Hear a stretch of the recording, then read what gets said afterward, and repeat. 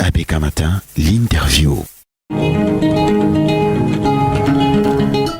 Docteur Sakfan, bonjour et bienvenue sur ABK Matin. Bonjour Fifi, bonjour Didier. Bonjour docteur. Et bonjour à tous les auditeurs de ABK qui nous écoutent ce matin. Avec vous, on parle ce jour des fritures et de la place pour l'alimentation et pour la santé. Dieu seul sait combien de nos auditeurs sont amoureux des frites, plantains frits, frites pour parler des pommes et même les frites de patates, les patates frites et autres. C'est des choses qui rentrent dans le plat des Camerounais de façon permanente, au minimum 4 fois par semaine, minimum 4 fois par semaine. Et les frites sont également très utilisées pour le goûter des enfants, parce que la plupart du temps, pour ceux des parents qui voudraient pas offrir du pain, mettre dans le bol de leurs enfants du pain peut-être chargé, ils préfèrent faire des frites, généralement accompagnées soit des boulettes, du poisson, du poulet, ou même des œufs. Vous choisissez d'en parler aujourd'hui. Pourquoi, docteur Eric Hervé Sakfan? Pourquoi j'en parle aujourd'hui? Parce que premièrement, c'est un domaine qui a fait l'objet d'une étude par moi-même au niveau national. Parce que dans le dernier séminaire que nous avons fait, qui était découverte choquante, les fritures étaient en partie un chapitre dans le livre que j'ai écrit où je traitais des valeurs nutritives, des valeurs toxiques et aussi de l'impact de ces fritures pour la santé. Ça au niveau local. Aussi, lorsque je projette les fritures, l'impact des fritures sur la santé au niveau mondial, j'ai pu constater que, nous parlons que de frites, que dans le monde, on consomme environ 350 kg de frites par seconde. Environ. Et ça, c'est pour des pays où on a pu faire des statistiques. Et nous savons que dans des pays africains, l'exercice de statistiques n'est pas ce qui est le plus facilement fait. Oui. Donc, même les estimations peuvent vraiment être très approximatives.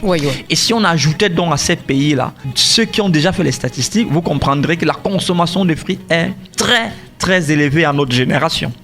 Or, la friture, le processus de friture amène des changements énormes sur l'aliment, sur le plan physiologique et aussi sur le plan chimique. Et qu'importe le côté du changement, il est nocif. En fait, les fritures, très savoureux, très pratiques, que ce soit dans les deuils, pour les écoles des enfants, pour la maison, c'est facile à faire, ça peut se conserver dans la durée. Tout à fait. Il y a plusieurs avantages à ça. C'est sec, ça ne peut pas se verser comme une soupe, par exemple. Bien que cela soit pratique, cela est toxique. Et malheureusement, le manque d'informations à ce sujet amène des gens à aimer ce produit à cause de leur effet pratique et bon goût, mais ignorent les dangers qu'ils encourent en les aimant, en les consommant. C'est d'ailleurs pourquoi j'ai estimé qu'il était bien décrit déjà là-dessus, ce que j'ai fait par un livre, parce que les écrits restent, alors que les paroles s'envolent. Tout à fait. Mais mieux encore, d'enseigner les gens sur l'impact nocif des fritures et comment est-ce qu'on peut faire pour se débarrasser des toxines, et aussi comment est-ce qu'on peut faire si on ne peut pas se passer des frites, comment est-ce qu'on peut obtenir des frites moins toxiques.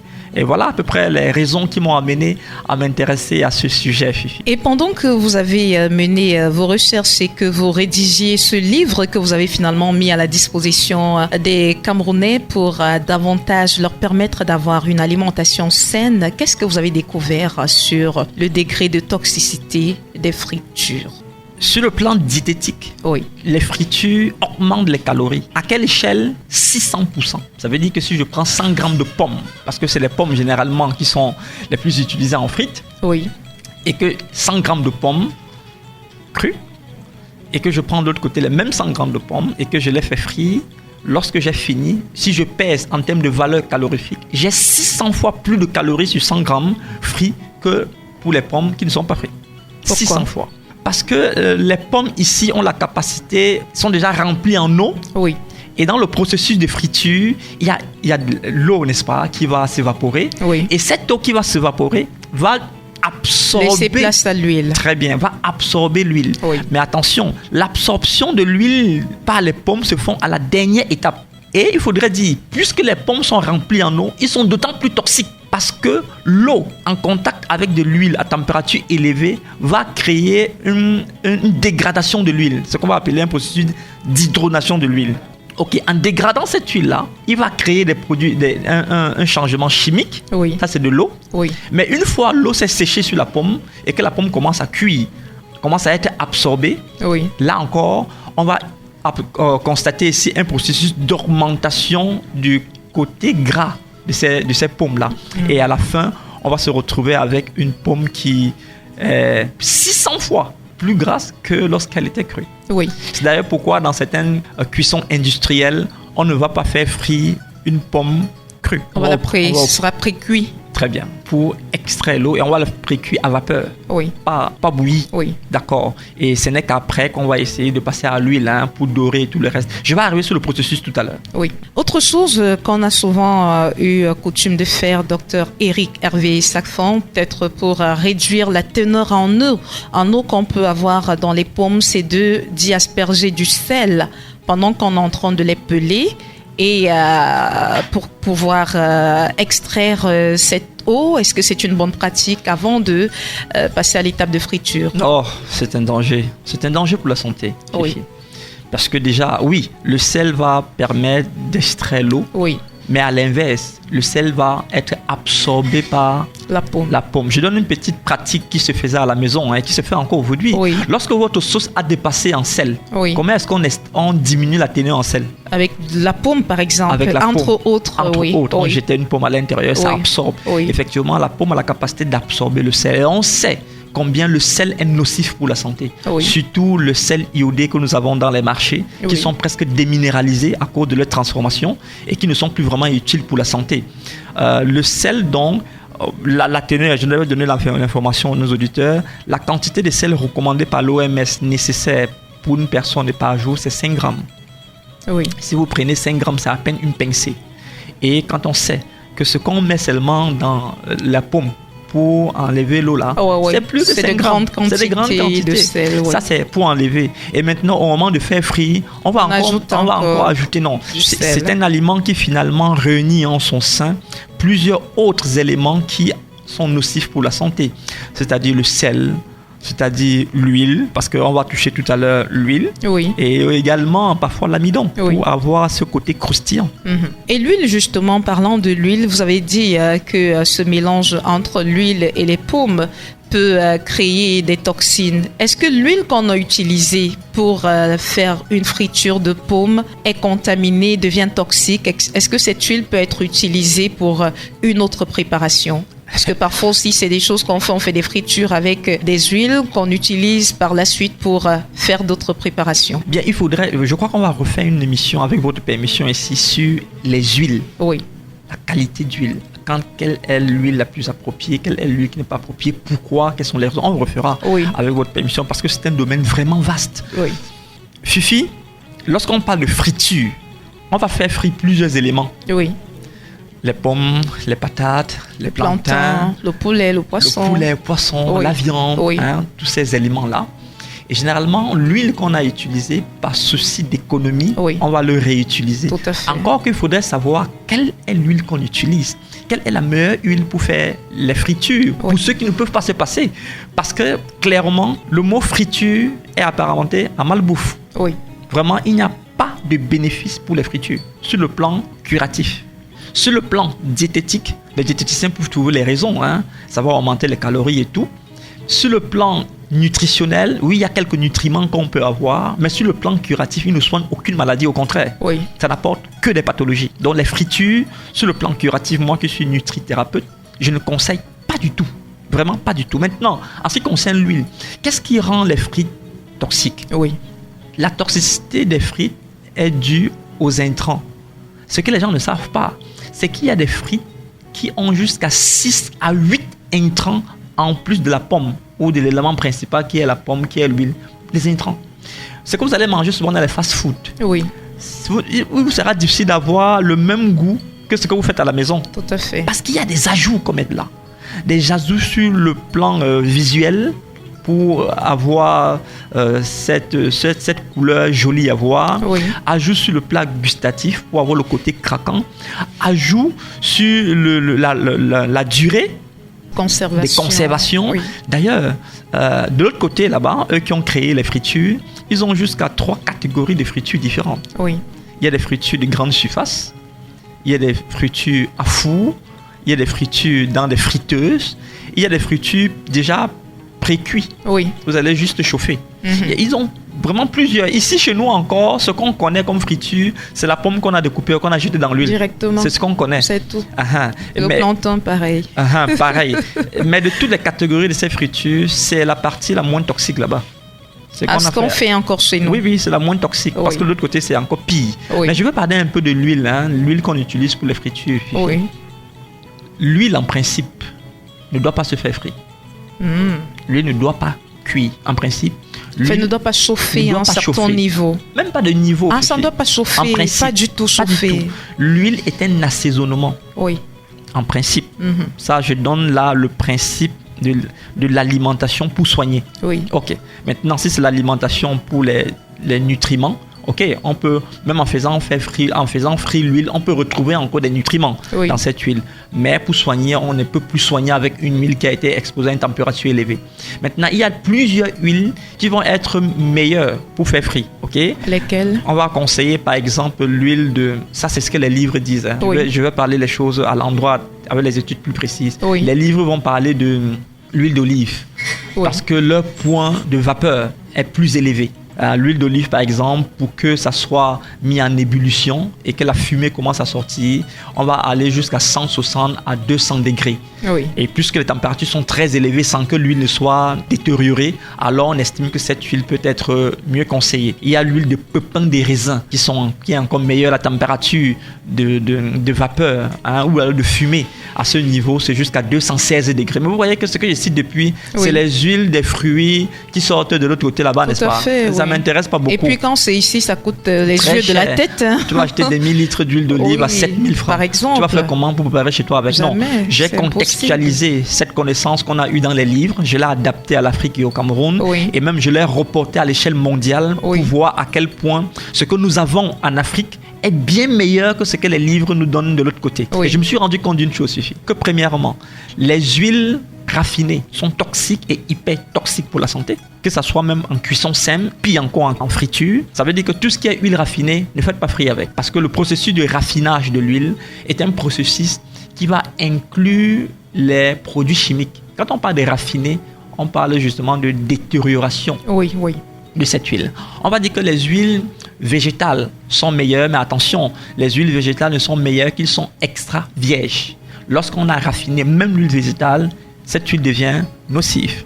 Ok, mais pourtant, il y a une huile qui est, pour ma part, la meilleure des huiles. S'il vous faut faire frire, les aliments, les fritures, ce sont des huiles qu'on va appeler des huiles qui conservent le mieux leur valeur, propriété, même mise à une température élevée. C'est l'huile de noix de coco. Vous allez reconnaître ces huiles, la capacité et la valeur de l'huile lorsque c'est froid. Quand une huile est froide à température ambiante et a tendance à être crispée, à se coaguler. On pense qu'on se coaguler. Très bonne qualité d'huile, Fifi. Ça veut dire que sa température de fumage est très élevée. Mais quand une huile est claire comme de l'eau là, mais c'est ce qui nous attire très souvent. C'est lorsqu'on voit que c'est clair qu'on se dit justement que ça doit être une très bonne huile. C'est le côté visuel. Mais c'est que le côté visuel vous trompe. D'ailleurs, quelqu'un disait l'organe le plus faible de l'homme sont les yeux. Parce que avec les yeux, vous pouvez manger un bœuf. Mais lorsque vous vous engagez, vous vous rendez compte qu'un kilo, c'est compliqué. Tout à fait. Ok. Les yeux vont parfois nous tromper. Et bien souvent, ça nous trompe. Si à l'intérieur, on n'a pas une bonne connaissance, les yeux vont nous tromper. Et pour le cas de l'huile, c'est pareil. L'huile de coco, donc, est excellent pour les fritures. Pour ceux qui veulent faire frire. Mais en ce moment-là, une seule friture et vous jetez. Vous ne les réutilisez pas. On fait ça comment, docteur? Avec tout ce que... avec les temps qui sont dus là. Dans les essais de solutions, tout à l'heure, je vais donner des propositions pour ceux qui le veulent. D'accord. Mais l'huile d'arachide, très dangereux pour les fritures. Parce que l'huile d'arachide est très sensible à la chaleur. très sensible à la chaleur. D'ailleurs, l'arachide comme graine, lorsque vous faites même griller l'arachide, vous détériorez ses valeurs et vous courez le risque d'avoir les boutons qui vont sortir partout parce que ça devient toxique. Juste griller. OK? Puis encore quand vous faites frire. Et quand on sait que quand on veut faire frire un aliment, on va l'exposer parfois à des températures très élevées. Tout à fait. 130, 150, 160 degrés. Et quand vous allez encore mettre un autre aliment à l'intérieur, c'est une transformation très chimique. Et d'ailleurs, je vais voir les gens aller utiliser l'huile de palmiste raffinée.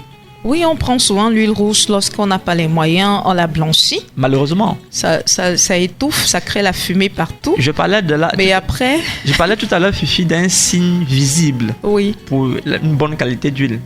L'huile rouge, qu'on semble dénigrer, justement, est une huile qui, en température ambiante, a tendance à se coaguler. L'huile rouge est excellente pour la santé. J'ai dit excellent pour la santé. À côté de l'huile d'arachide et tout le reste, je peux fortement conseiller l'huile rouge. Mais attention, vous n'exposez pas l'huile rouge à une température élevée. À ceux qui partent mettre l'huile rouge au feu, qui chauffe jusqu'à blanchir pour jeter un poisson à l'intérieur, ils fabriquent du poison pour leur santé. Ça, c'est bien de le dire comme ça. Donc, une sauce aussi avec de l'huile rouge, ça ne passe pas dans la tête. Comment tu peux dire ça, Fifi? Tu as goûté le nkwem de... Oui, bon, là, c'est le nkwem. Mais si c'est la sauce tomate, par exemple, on sait qu'il y a des repas qui vont avec de l'huile rouge, mais il y en a, par contre, qui ne partent pas avec l'huile rouge. Fifi, ça dépend de la manière que tu cuisines. Parce que je vais te faire goûter la sauce tomate. Avec de l'huile rouge. Fifi, tu vas goûter. Si tu veux, bien sûr, le moment venu. Je vais le faire, je vais goûter. Bon, parfois aussi, c'est parce qu'on se dit, des gens qui vont arriver à la maison, vous allez leur servir un plat de sauce tomate avec de l'huile rouge, ils auront l'impression que c'est vous qui ne connaissez pas préparer. Bon, vous savez, ça dépend sur quel angle ils regardent. S'ils regardent sur le plan visuel, ils vont estimer que c'est pas bon par rapport à leur culture. Oui. Mais s'ils regardent sur le plan curatif et que je vais leur expliquer le bien que ça fait dans leur santé, ils mangeront pas forcément avec les yeux ouverts. D'accord. Mais leur corps leur dira merci le moment venu. Oui. Il faut éviter de chauffer les huiles, de surchauffer l'huile. Oui. Ça veut dire l'huile qu'on a chauffée aujourd'hui, on ne le réutilise pas demain. Et attention, lorsque vous mettez l'huile à une température élevée et que vous sentez que la fumée commence à sortir de cette huile-là, versez. Ok. On verse comment, docteur? Parce que dès lors que la fumée commence à sortir de l'huile, on atteint là le point de dégradation de l'huile. Et à ce moment, Fifi, le processus de friture de l'huile, qu'importe l'aliment, on entre là dans un processus où l'aliment crée un produit toxique qu'on va appeler l'acrylinaline, l'acrylamine, c'est ça, j'y arrive, l'acrylamine, qui est un processus hautement toxique et qui va aller obstruer les neurones et créer les maladies d'Alzheimer. On a fait une étude aux États-Unis, parce que là encore, c'est pratiquement aux États-Unis qu'on fait des études. Oui. Parce que là, tout est statistique, tout est contrôlable. Oui. Sur 140 personnes et sur 11 ans. Après 11 ans d'études, lorsqu'il fallait donner les résultats, on s'est rendu compte que ceux qui prenaient les fritures, ne serait-ce que 2 fois par semaine, sur 11 ans, finissaient presque à 40% risque d'Alzheimer élevé par rapport à ceux qui ne prenaient pas et avaient les problèmes de perte de mémoire. Je vous rappelle que le cerveau de l'homme est constitué à 60% de graisse. Oui. Mais il faut que cette graisse soit de la bonne graisse.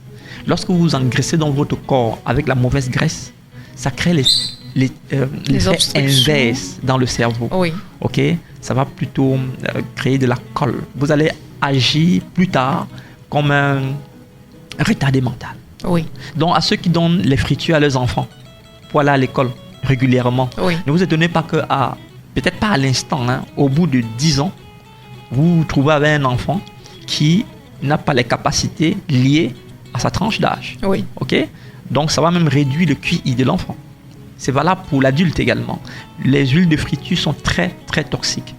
Évitez que ce que vous allez faire frire ait de l'eau. On a vu des gens prendre le poisson, mettre le sel sur le poisson coupé, et jeter ça dans l'eau. Quand ça fait chouah, c'est là où on sent qu'on est en train de faire frire.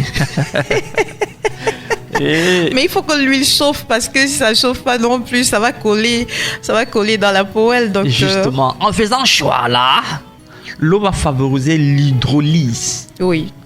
Et également favoriser la décomposition de l'huile toxique. Il faut éviter de faire des changements d'huile. Maintenant, parmi toutes les catégories d'aliments qu'on passe à la friture, Fifi, il y a des aliments plus toxiques que d'autres. les aliments carnés sont encore 3 à 4 fois plus toxiques que les tubercules. Dans les viandes... Ça veut dire que si tu fais frire la viande ou le poisson, ou le poulet, il est plus toxique que lorsque tu fais frire les pommes. Ça, on fait souvent, on frit le poulet, on frit le porc, on fait les boulettes, tout cela. Nos deuils d'aujourd'hui sont les lieux d'intoxication de masse. Nos mariages aujourd'hui sont les lieux d'intoxication de masse.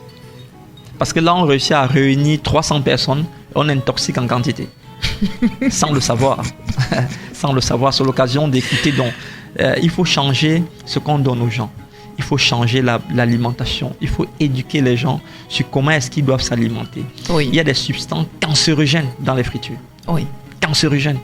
C'est-à-dire, on peut douter de ce qu'ailleurs, on peut ne pas avoir. Peut-être il n'y en a pas. Mais s'il y a une certitude dans les fritures, c'est que lorsqu'on s'engage sur le chemin des fritures, on va tout droit, on va rencontrer certainement le cancer en face. Certainement. Et si vous pouvez éviter le cancer, évitez-le. Parce que ce n'est pas une maladie du tout bien à vivre avec. Docteur Eric Hervé Sacfan, je suis pratiquement traumatisée au moment où je suis en train de vous écouter parce que faut dire que je vais changer complètement le menu des enfants, ce qui concerne le goûter. Absolument. Parce que là, c'était des frites et ça dure sur plusieurs années déjà. Mm-hmm. Et maintenant, comment est-ce qu'on fait pour avoir un aliment qui puisse être comme... une alternative, si on ne doit pas faire les frites, qu'est-ce qu'on doit finalement faire? Peut-être pour les enfants ou même pour les cérémonies, parce que vous avez parlé du côté pratique des frites, le fait que ça ne coule pas, le fait que ça puisse se conserver sur une longue durée. À la place, qu'est-ce qu'on fait? Je vais arriver avant d'arriver à ce qu'on fait, Fifi. Oui. Je vais également donner des conseils ici sur... Tu peux ne pas manger les frites, avoir le cancer en restant à côté de celui qui fait frites. Ok. Laissez-moi vous informer, Fifi. Comment ça, docteur? Laissez-moi vous informer. Je vais prendre ici l'exemple de la cigarette. Oui. Vous savez que vous pouvez ne pas fumer, avoir quand même le cancer de poumon, non. Si vous restez à côté de celui qui fume, pas la fumer. Tout à fait. D'ailleurs, par prévention, certains pays sont arrivés à interdire de fumer en public. Tout à fait, pour éviter que celui qui est à côté du fumeur souffre, et parfois même pire que celui qui fume lui-même. Il en est de même pour les fritures. Oui. Si on fait frire régulièrement un aliment à côté de toi et que tu es à côté, tu inhales la fumée qui sort de cette friture-là, tu es autant intoxiqué, voire pire, que celui qui consomme la friture en elle-même. Parce que, je vous l'ai dit, chaque fois que l'huile va se mettre à chauffer au point où la fumée va sortir, on atteint là les niveaux de toxicité élevés. Et cette fumée-là est toxique. Toxique pour la zone, la couche d'ozone, toxique pour vos poumons et pour votre propre corps. Ça veut dire que les femmes qui vont faire frire les beignets dans la durée, qui vont faire frire les viandes en bordure de route, s'exposent à un sérieux problème de santé.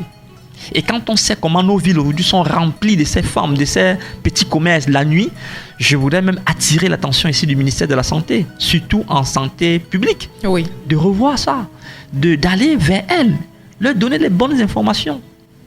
Et je ne suis pas sûr que ces femmes sont nées avec ce métier. Parfois, c'est les conjonctures de la vie qui les ont amenées là-bas. On peut les orienter vers un autre métier qui va préserver leur santé. Parce qu'en essayant de chercher l'argent de cette façon, ils se hypothéquer leur santé pour l'avenir. Et même le peu qu'ils auraient économisé, ils dépenseront bien plus encore pour essayer de récupérer la santé qu'ils ont perdue. Non. Il faut savoir que même les fumées des fritures sont autant toxiques que les frites que vous consommez. Ça, c'est une information qu'il fallait donner parce que plusieurs ne le savent pas. Maintenant, comment est-ce qu'on peut faire pour avoir quand même les fritures sans être autant intoxiqué? Tout à fait. Premièrement, ne faites pas cuire, si c'est les pommes ou le plantain, ne faites pas frire vos pommes ou vos plantains directement crus. Faites-les passer d'abord à vapeur. À vapeur, ça veut dire, vous les faites cuire sans que l'eau de cuisson ne les touche. C'est encore une autre paire de manches. Non, Parce que là, bon, docteur, je suis d'accord avec vous, mais généralement, on sait qu'il y a des cuiseurs vapeur, mais c'est pas dans toutes les maisons qu'on les retrouve. Les cuiseurs vapeur, en fait, ce n'est pas forcément de chez nous, ça n'entre pas dans des habitudes. On sait que généralement, on a les casseroles et les cocottes, on met directement, on peut mettre un plat en dessous pour essayer de faire ce qu'on peut faire, mais Comment est-ce qu'on fait alors avec nos types de marmites? Bonne question. Ça, c'est ça qui est intéressant. Tu vois, tout est d'abord braqué que c'est pas les affaires de chez nous. Maintenant, tu poses la bonne question. Avec nos marmites, nos types de marmites, comment on fait pour avoir des cuissons vapeur? Et c'est en ça que je voudrais saluer nos mamans d'abord. Oui. Qui, tout constat fait, étaient bien plus sages que toute la jeunesse que nous avons aujourd'hui et toute la connaissance théorique qu'on a aujourd'hui. On n'atteint même pas la 1/10 de leur connaissance, de leur sagesse. La plupart des aliments traditionnels du village sont faits à vapeur. Ils n'ont pas de marmite, de cocotte de vapeur au village. Je vais prendre l'exemple. La plupart. Oui. Quand vous faites comment ça, docteur? Je veux en arriver, Fifi. Oui.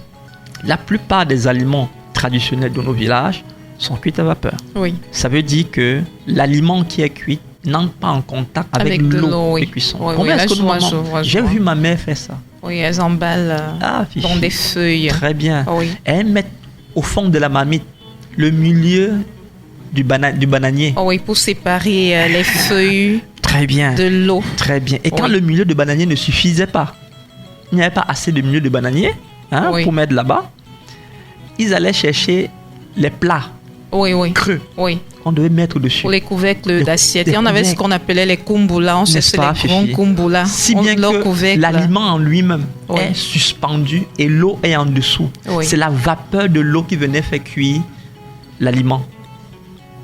Quand l'aliment suait, la sueur rentrait dans la marmite. L'aliment était cuit à vapeur. Les Blancs ont juste essayé de moderniser ça, mais en fait, c'est une connaissance qui était acquise et pratiquée en Afrique et qui continue à se pratiquer. J'ai vu cette façon de cuire pour la première fois à ma grand-mère. Oui. Ensuite à ma mère. Oui. Et ces derniers temps, l'une était la transmission de la connaissance qu'elle donnait à ma femme. Elle découvrait ça chez moi. Parce que les jeunes filles d'aujourd'hui sont habituées non, mais à tout. Ça veut dire que sa mère aussi ne le lui a pas appris. Est-ce que c'est sa faute, docteur? Bon, elle est née dans une famille aisée. Et les familles aisées ont le malheur aujourd'hui d'être modernes, d'une modernité qui est préjudiciable pour leur santé. Malheureusement. Oui, docteur. Donc, il faut cuire à vapeur. Pré-cuire à vapeur les aliments qu'on veut faire frire. Premièrement. Et dans notre contexte, docteur, ça veut dire qu'on fait pareil. Si on veut frire peut-être 4 doigts de plantain, qu'est-ce qu'on fait? On cherche des feuilles, on découpe, on emballe dans des feuilles, un peu comme on emballe au coquille. On suspend. On fait bouillir légèrement au point de sécher la sève et ensuite le passer à l'huile. En ce moment-là, même le temps que ça va mettre dans l'huile sera très réduit. Oui. L'eau qui était dans l'aliment sera déjà expulsée par la cuisson à vapeur. Oui. Donc il sera sec. Le contact entre l'amidon et l'huile ne sera pas aussi toxique. La transformation ne sera pas toxique comme lorsque c'est cru. Oui. Et pour finir, Fifi, on aura un aliment croquant, mais pas toxique, avec le moins possible d'absorption de l'huile. Ça veut dire sur le plan calorifique, réduction des calories. Oui. Et sur le plan nutritionnel, aussi nutritif, mais au moins, il ne sera pas nocif pour la santé parce que ça ne sera pas toxique. Bien que, en ce moment, il faut regarder la qualité de l'huile. Si l'huile n'est pas de bonne qualité, la friture, le processus de friture est un processus tout droit vers le cancer. Vous avez dit tout à l'heure que l'huile la plus adaptée pour les fritures, c'est l'huile de coco. L'huile de noix de coco. Oui. L'huile de noix de coco. Pressée à froid. Pressée à froid. Sans transformation et sans raffinage. Qu'on ne l'a pas raffiné. Oui. Docteur, comment on fait donc pour avoir accès à cette huile? Parce que vu la quantité, vu le nombre de millions de Camerounais qui utilisent les huiles raffinées aujourd'hui, les huiles végétales, est-ce qu'il est possible qu'on ait les quantités qu'il faut d'huile de coco pour pouvoir ravitailler toutes les maisons du Cameroun et permettre d'avoir des fritures, des frites de bonne qualité, des frites saines? Fifi? Oui, docteur. Je vous assure, les industries essayent d'apporter des solutions en fonction de la demande de la consommation. Oui. Si on se rend compte que maintenant tout le monde aime les noix de coco, vous allez voir les années qui suivent les plantations de noix de coco pour nourrir les gens. Vous comprenez? Oui. Puisqu'on sait que vous aimez le riz, même quand il n'y a pas de plantation de riz, on importe le riz là d'ailleurs pour vous donner. Oui. Parce que vous aimez ça. Parce que c'est un problème économique. La demande, l'offre et la demande. Maintenant, si on se rend compte, là encore, je vais peut-être interpeller, lorsqu'on va parler de santé publique, on va parler des points, des plusieurs points qui contribuent à la santé publique. Ça, c'est le pouvoir de l'État. L'État peut orienter le besoin selon l'importance et propulser ainsi carrément toute une industrie lorsqu'on se rend compte que cette industrie est favorable pour la santé. Si on commence à aimer le melon aujourd'hui, les gens vont abandonner la culture de certaines plantes pour aller dans le melon. Vous comprenez, Fifi? Oui. L'huile de noix de coco, on peut le faire à l'échelle, à grande échelle. Industrielle. Bien sûr. Maintenant, avant qu'on y arrive, ça sera un long processus. Avant qu'on y arrive de manière à la maison. Oui. Avec 2 noix, Fifi, des 500, c'est-à-dire 1000 francs, vous pouvez obtenir jusqu'à 250 millilitres de noix de coco. D'huile de noix de coco. D'huile de coco. Faites à la maison. J'ai vu ma mère produire l'huile de coco à la maison dans la poêle avec 1000 francs. C'est là où j'ai appris à faire l'huile de coco. Mais là, c'est pas le pressage à froid. Vous avez parlé de presser à froid. Même à ce niveau déjà, c'est bien meilleur. Et lorsque vous n'avez pas les moyens d'avoir la machine pour presser à froid, vous pouvez déjà procéder de cette façon. Déjà, avant d'extraire l'huile à chaud, vous avez déjà une première élévation de température. Si vous allez encore faire frire, deuxième élévation de température, ce qui est préjudiciable. À froid, c'est mieux. Oui. Il y a des petites machines qui pressent à froid. Vraiment très moins cher. Bon, maintenant, je vais finir avec... Il y a une machine maintenant qui est spécialisée pour les fritures. Oui. La célèbre américaine Oprah Winfrey en a fait la promotion pendant au moins 3 ans sur son émission qu'elle tient aux États-Unis. C'est une machine qu'avec 5 grammes d'huile, vous pouvez faire frire jusqu'à 1 kg de pommes. 5 grammes d'huile, c'est-à-dire à peine une cuillère à soupe d'huile. Et cette machine permet d'avoir le moins d'huile possible, mais d'obtenir quand même la texture d'une bonne frite, croquant, savoureux, sans que ça ne soit trempé dans de l'huile. Là, le seul bénéfice en utilisant cette machine, c'est le bénéfice calorifique. Mais ça n'enlève pas pour autant les autres dégradations des aliments, parce que là, on va se retrouver carrément dans ce qu'on va appeler une cuisson à four. Et on sait combien les fours, avec les ondes également, rendent l'aliment nocif. Donc, pour parler du four et du degré de toxicité dans les aliments, pour ceux qui réchauffent les repas dans les fours micro-ondes, c'est interdit. Surtout si vous le faites dans un plat en plastique. C'est très, très, très toxique. Bon, c'est les gâteaux qu'on fait dans les fours. Déjà que le gâteau en lui-même est problématique, Fifi. Dans le gâteau, on réussit à mettre ensemble des aliments qui ne doivent pas se mettre ensemble, comme le lait et le sucre. Les levures chimiques. Et les levures chimiques. Le gâteau en lui-même est un amas de toxines. C'est pourquoi d'ailleurs je dis facilement, si vous entrez, vous faites un tour dans une boulangerie, vous pouvez arriver à réduire jusqu'à 24 heures dans votre espérance de vie. Parce que les pâtisseries, les confiseries, les sucreries sont nocifs pour la santé. C'est connu. Docteur Eric Hervé Sacfan, avec l'huile de palme, on peut faire des fritures? Non. Fifi, huile de palme, pas de friture. Ça, vraiment pas du tout. On verse simplement dans le repas en fin de cuisson. Tu sais à quoi l'huile de palme est le plus utilisée, Fifi? Fais le mpem. Ça, c'est magnifique. Fais le pilé de pomme. Ça, c'est bon.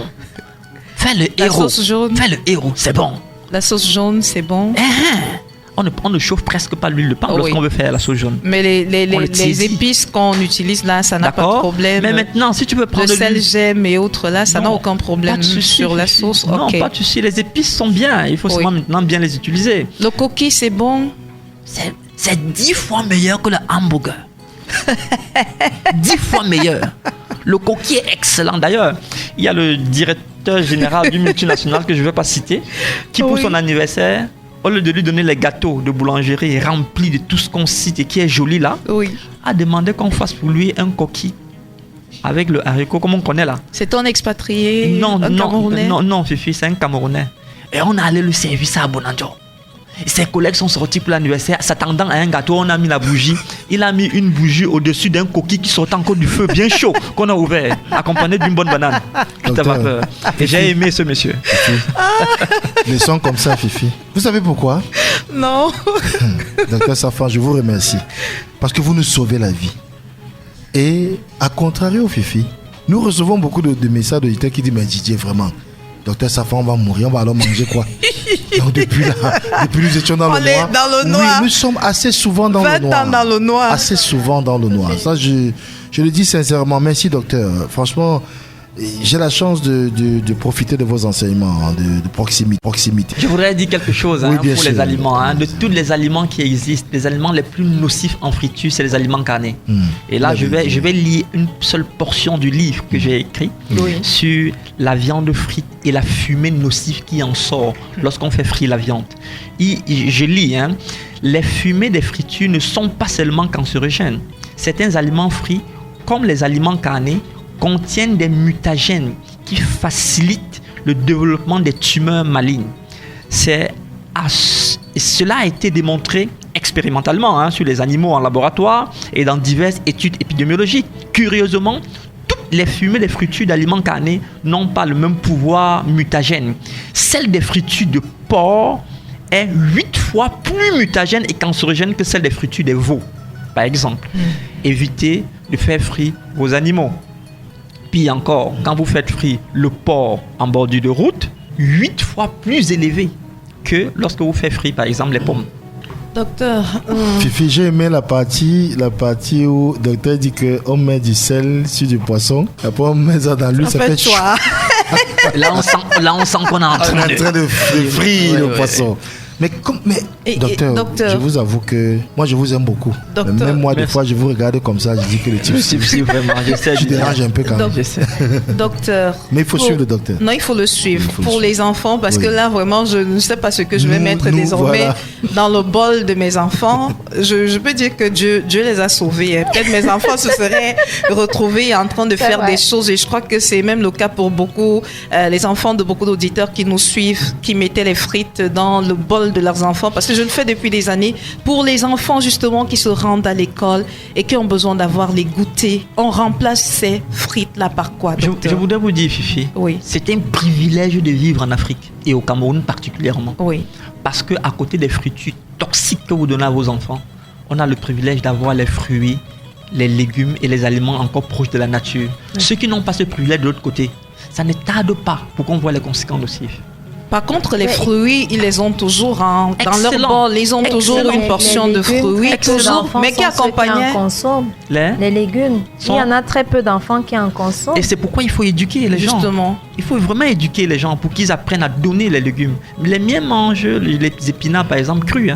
Moi, ils mangeaient, en fait, je leur mets parfois du concombre dans un bol avec... cru. Cru. Du concombre et des oranges, des papayes dans un bol à part. Mais sauf qu'il y avait un autre bol avec des fruits, des frites, justement, œufs. Bon, maintenant, on va faire l'effort de basculer, Fifi. C'est déjà bon. Première étape, deuxième étape, il faut basculer. Il y a une phrase que j'aime. Chemin, vérité, vie.